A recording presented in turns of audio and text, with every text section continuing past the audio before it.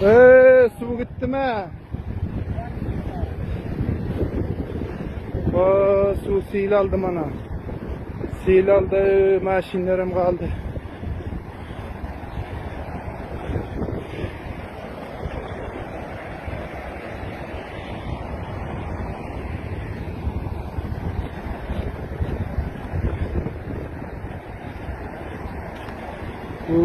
Böyle ne olay?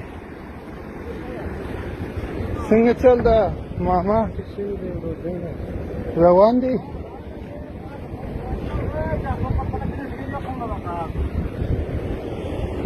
Bir şey. Şöyle bakın öyle kenan.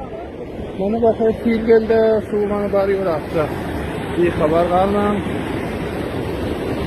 Sonra nimede kaldım değil mi?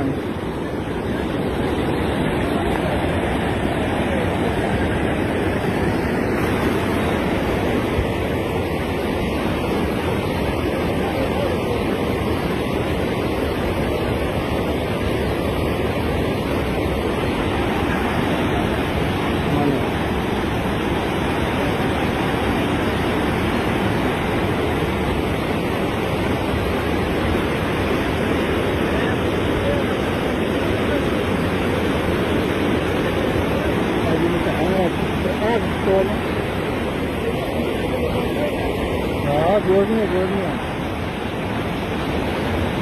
Görünüyor.